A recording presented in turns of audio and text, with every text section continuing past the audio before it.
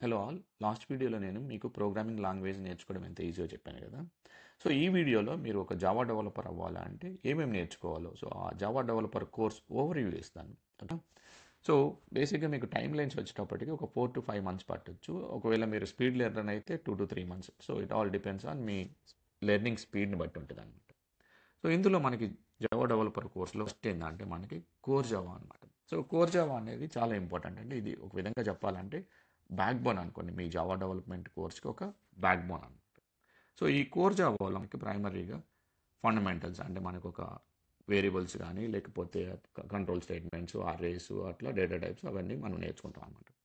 So రెండోది ఏంటంటే తర్వాత ఫండమెంటల్స్ తర్వాత మనకి ఆబ్జెక్ట్ ఓరియంటెడ్ ఫీచర్స్ అనమాట. సో ఇవి చాలా ఇంపార్టెంట్. మాస్టరింగ్ ఆబ్జెక్ట్ ఓరియంటెడ్ కూడా చాలా చాలా ఇంపార్టెంట్ అన్నమాట. ఎందుకంటే వీటి మీదనే డిపెండెంట్ మీకు నెక్స్ట్ ఫ్రేమ్వర్క్స్ కానీ అవన్నీ కూడా ఈ కాన్సెప్ట్స్ మీదనే డిపెండెంట్ అనమాట. ఇందులో మనకి మెయిన్గా ఎన్కాప్సులేషన్, ఇన్హెరిటెన్స్, పాలిమార్ఫిజం, అబ్స్ట్రాక్షన్స్ అట్లా ఉంటాయి. సో ఎందుకంటే అవి మనం ఒక డేటాని సెక్యూర్గా ఎట్లా ఉంచాలి, మనం కోడ్ రీయూజబిలిటీ ఎట్లా వాడాలి, అండ్ మెథడ్ ఫ్లెక్సిబిలిటీ ఎట్లా ఎగ్జిక్యూట్ చేయాలి అనేది, తర్వాత మనం ఒక కాంప్లెక్సిటీని ఎట్లా హైడ్ చేయాలి, ఆ టాపిక్స్ అన్నీ కూడా మనకి ఆబ్జెక్ట్ ఓరియంటెడ్లో కవర్ అవుతాయి అన్నమాట. నెక్స్ట్ వచ్చేటప్పటికి కలెక్షన్ ఫ్రేమ్వర్క్ అంటే మనకు ఒక గ్రూప్ ఆఫ్ ఆబ్జెక్ట్స్ ఉంది, వాటిని మనం రీడ్ చేయాలన్నా డిలీట్ చేయాలన్నా ఎట్లా హ్యాండిల్ చేయాలనేది కలెక్షన్ ఫ్రేమ్వర్క్లో నేర్చుకుంటాం అనమాట. అంటే మనకి లిస్ట్, సెట్, మ్యాప్ అట్లా ఉంటాయి అన్నమాట. అరే లిస్ట్, హ్యాష్ మ్యాప్ అట్లా. నెక్స్ట్ మనం రాసిన కోడ్లో ఎర్రర్స్ వస్తే వాటిని ఎఫిషియెంట్గా ఎట్లా హ్యాండిల్ చేయాలి అని చెప్పేసి మనం ఎక్సెప్షన్ హ్యాండ్లింగ్ గురించి నేర్చుకోవాలన్నమాట. ఆ తర్వాత జేడీకే 8 ఫీచర్స్ అంటే మనం కోడ్ని ఎఫిషియెంట్గా రాయాలి, మన కోర్ జావా యూజ్ చేసుకుని కోడ్ని ఎఫిషియెంట్గా రాయాలి అనుకుంటే కనుక మనకి జేడీకే 8 ఫీచర్స్ చాలా యూజ్ అవుతాయి అన్నమాట. సో అందులో మనకి మెయిన్గా ల్యాండాస్, స్ట్రీమ్స్, ఫంక్షనల్ ఇంటర్ఫేసెస్ అట్లా ఉంటాయి. ఓకే. ఎంత ఇంపార్టెంట్ అంటే మీకు జావా డెవలపర్ ఫౌండేషన్ ఒక స్ట్రాంగ్ వేయాలంటే మీరు కోర్ జావాలో స్ట్రాంగ్గా నేర్చుకోవాలన్నమాట. ఓకేనా. తర్వాత నెక్స్ట్ వచ్చేటప్పటికి ఫ్రేమ్వర్క్ వెళ్దాం. సో ఫ్రేమ్వర్క్లో మనకి స్ప్రింగ్ బూట్ ఉంటాయి అనమాట. అంటే ఇవి బేసిక్గా ఏంటంటే మోస్ట్ పాపులర్ ఫ్రేమ్వర్క్స్ అనమాట. వచ్చేటప్పటికి మనకి స్ప్రింగ్ కోర్ అట్లా ఉంటాయి, స్ప్రింగ్ కోర్ మాడ్యూల్. సో ఈ స్ప్రింగ్ కోర్ వచ్చేటప్పటికి మనకి ఏంటంటే మన ఆబ్జెక్ట్స్ని ఎంత ఎఫిషియెంట్గా మేనేజ్ చేయాలి అండ్ డిపెండెన్సీని ఎట్లా హ్యాండిల్ చేయాలని చెప్పి స్ప్రింగ్ కోర్లో ఉంటాయి. తర్వాత మనం డెవలప్మెంట్ సింప్లిఫై చేయాలంటే స్ప్రింగ్ బూట్ వాడతాము. అందులో మనకి ఆటో కాన్ఫిగరేషన్ అని, స్ప్రింగ్ బూట్ స్టార్టర్స్ అని, స్ప్రింగ్ బూట్ యాక్చువేటర్స్ అని, అంటే మానిటరింగ్ అండ్ మేనేజ్ అప్లికేషన్స్ని, pre configured dependencies for fast development అవి స్ప్రింగ్ బూట్ స్టార్టర్స్ ఉంటాయి అన్నమాట. మీరు స్ప్రింగ్ వెబ్ అప్లికేషన్ డెవలప్ చేయాలంటే మనకి స్ప్రింగ్ ఎంఈసి మాడ్యూల్ ఉంటుంది అనమాట. సో అందులో కంట్రోలర్స్, రిక్వెస్ట్ మ్యాపింగ్స్ అట్లా ఉంటాయి అండ్ వ్యూ రిజాల్వర్స్ అనమాట. తర్వాత మన జావా అప్లికేషన్ నుంచి మనం డేటాబేస్ కనెక్ట్ అవ్వాలంటే మనకి స్ప్రింగ్ డేటా ఏపీఐస్ గురించి నేర్చుకోవాలి. సెక్యూరిటీ ఇంప్లిమెంట్ చేయాలంటే మన జావా అప్లికేషన్లో సెక్యూరిటీ ఇంప్లిమెంట్ చేయాలంటే స్ప్రింగ్ సెక్యూరిటీ గురించి నేర్చుకోవాలన్నమాట. సో అందులో మనకి జేడబ్ల్యూటీ అంటారు, అంటే JSON web token, OAuth 2 and role based access control అట్లా ఉంటాయి అన్నమాట. సో అవి కూడా నేర్చుకోవాలి. సో బేసిక్గా మనకి స్ప్రింగ్ బూట్ అనేది ఒక secured and scalable and production ready application build చేయడానికి బాగా హెల్ప్ అవుతుంది అనమాట. So this is most and heavily used frameworks అనమాట.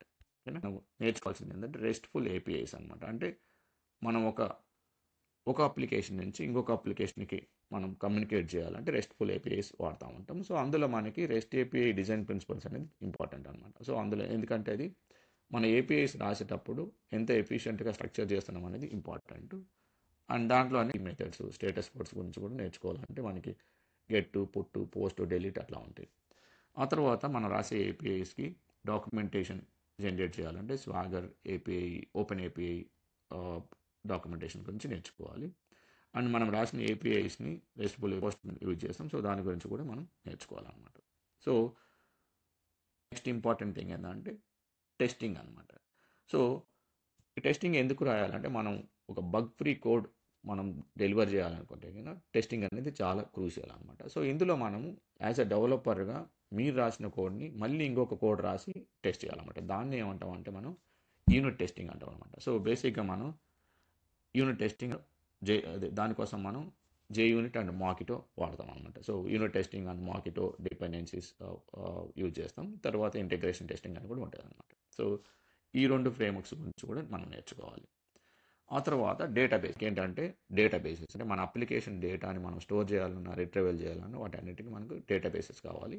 సో అందులో మనకి ప్రైమరీగా మనకి రిలేషనల్ డేటాబేసెస్ ఉంటాయి. అంటే పోస్ట్ గ్రేస్, మైఎస్క్యూఎల్, ఆర్ఎక్యూఎల్ అట్లా. సో వాటితో కమ్యూనికేట్ చేయాలంటే మనకి ఎస్క్యూఎల్ లాంగ్వేజ్ ఒకటి కావాలన్నమాట.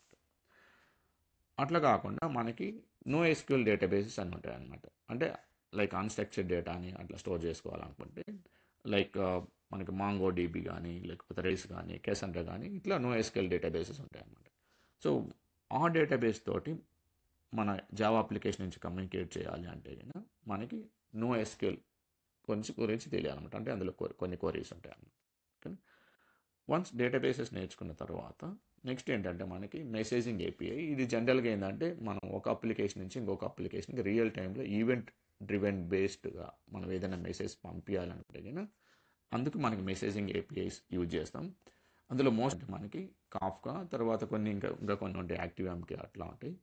ఒకవేళ మీ అప్లికేషన్లో మెసేజింగ్ నీడ్ లేకపోతే ఇది అవసరం లేదనమాట. ఫర్ ఎగ్జాంపుల్ మనకి రీటైల్లో తీసుకుంటే సపోజ్ నేను ఆర్డర్ ప్లేస్ చేసిన తర్వాత I need to inform like order management system, లేకపోతే వేరే అక్కడి నుంచి మళ్ళీ వేరే రియల్ ప్లే ఇన్ఫార్మ్ చేయాలంటే అక్కడ కాఫ్కా వాడుతూ ఉంటారు అన్నమాట. సో ఇది డిపెండ్స్ అనమాట మీ అప్లికేషన్లో మీరు చేయబోయే అప్లికేషన్ అనుకుంటే కాఫ్కా నేర్చుకోవాలి. కాకపోతే నేర్చిపెట్టుకుంటే కన్నా అడ్వాంటేజ్ ఉంటుంది అన్నమాట. ఓకేనా. ఆ తర్వాత మనం కొంచెం డెవాప్స్ గురించి, డిప్లాయ్మెంట్ గురించి నేర్చుకోవాలన్నమాట. అంటే మనం రాసిన కోడ్ని మనం ఎక్కడ స్టోర్ చేయాలి, ఆ తర్వాత మనం దాన్ని ఎట్లా బిల్డ్ చేయాలి, తర్వాత దాన్ని ఎట్లా డిప్లాయ్ చేయాలి. సో బేసిక్గా మనం డెవలపర్గా ఉన్నప్పుడు మనం రాసే కోడ్ మొత్తం కూడా మనం వర్షన్ కంట్రోల్ చేస్తాం. దానికోసం అంటే సిఐసిడి. సో దాంట్లో మనకి గిట్ హబ్, గిట్ ల్యాబ్ అట్లా వాడతాము. తర్వాత మనం బిల్డ్ చేయడం కోసం మనం రాసిన కోడ్ని బిల్డ్ చేయడం కోసం మనం బిల్డ్ టూల్స్ వాడతాం. అంటే మనకి ఏంటంటే ఇది జెన్కిన్స్ అట్లా వాడుతూ ఉంటాం అన్నమాట. సో మీరు జెన్కిన్స్ తర్వాత గిట్హబ్ కొంచెం తర్వాత ఐడియా తెచ్చుకోవాలి అండ్ గిట్ కమాండ్స్ గురించి కంప్లీట్ నాలెడ్జ్ తెచ్చుకోవాలన్నమాట. ఆ తర్వాత మన కోడ్ ప్రొడక్షన్లో రన్ అయ్యేటప్పుడు మనం లాగింగ్ అండ్ మానిటరింగ్ వాడతాం. అంటే ఇన్ కేస్ ఏదైనా ఇష్యూస్ వచ్చినప్పుడు దాన్ని ట్రయల్ చేయడం కోసం అండ్ కొన్ని డాష్బోర్డ్స్ కూడా వాడతాం అన్నమాట. సో స్ప్లంక్ యూజ్ చేసుకొని, స్ప్లంక్ క్వరీస్ యూజ్ చేసుకొని మనం ఇష్యూ ట్రయల్ చేసుకోవచ్చు. అండ్ దెన్ న్యూ రెలిక్ ఏంటంటే మనకు జనరల్గా మన అప్లికేషన్ పెర్ఫార్మెన్సెస్ అన్నీ కూడా న్యూ రెలిక్ డాష్బోర్డ్లో చూసుకోవచ్చు అనమాట. ఆ తర్వాత మన అప్లికేషన్స్ మనం డిప్లాయ్ చేసే ఇప్పుడు మోస్ట్లీ అన్నీ కూడా క్లౌడ్ ప్లాట్ఫామ్స్ కాబట్టి మనకి కొంచెం ఏడబ్ల్యూఎస్ కానీ అజూర్ కానీ జీసీపీ మోస్ట్లీ యూజ్డ్ క్లౌడ్స్ అనమాట. సో వీటిల్లో ఏదో ఒకటి ఏడబ్ల్యూఎస్ కానీ అజూర్ కానీ కొన్ని క్లౌడ్ గురించి నేర్చుకోవాలి.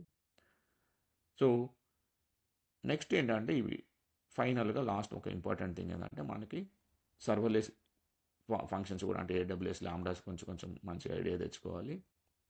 ఆ తర్వాత ప్రాజెక్ట్ మేనేజ్మెంట్ అనమాట. అంటే మీరు డే టు డే వర్క్ చేసే ప్రతి ప్రాజెక్టు కూడా అజైల్ మెథడాలజీస్లో మోస్ట్లీ ఇప్పుడు అన్ని అజైల్ మెథడాలజీలో వాడుతున్నారు కాబట్టి సో మనం వర్క్ చేసే ఆ టాస్క్లు అన్నీ కూడా టికెట్స్ గానో లేకపోతే జీరా స్టోరీస్ అంటారు అనమాట. సో అవన్నీ కూడా మనకి జీరా టూల్స్ వాడుతూ ఉంటాం. ఆ జీరా టూల్స్లో స్టోరీ మేనేజ్మెంట్ అవన్నీ కూడా, అంటే స్క్రమ్ మాస్టర్స్ యూజ్ చేస్తుంటారు. మీకు టికెట్ హ్యాండిల్ చేయాలి, దాంట్లో స్టేటస్ ఎట్లా అప్డేట్ చేయాలి, దాన్ని అంటే డెవలప్మెంట్కి ఎట్లా మూవ్ చేయాలి, తర్వాత క్యూఏకి ఎట్లా మూవ్ చేయాలి, ఆ తర్వాత వన్స్ వ్యాలిడేషన్ అయిపోయిన తర్వాత దానికి ఎట్లా మూవ్ చేయాలి. సో ఆ స్టెప్స్ ఉంటాయి. కొంచెం జీరా గురించి కూడా మంచి ఐడియా తెచ్చుకోవాలన్నమాట. సో మోరల్లెస్ ఇవి నేర్చుకుంటే మీకు ఒక జావా డెవలపర్గా జాయిన్ అవ్వడానికి, ఒక జావా డెవలపర్గా వర్క్ చేయడానికి సరిపోతుంది అన్నమాట. ఓకేనా. So I think that's it on the course over you. So next వీడియోలో కలుద్దాం. అప్పటి వరకు keep learning, keep coding. Thank you.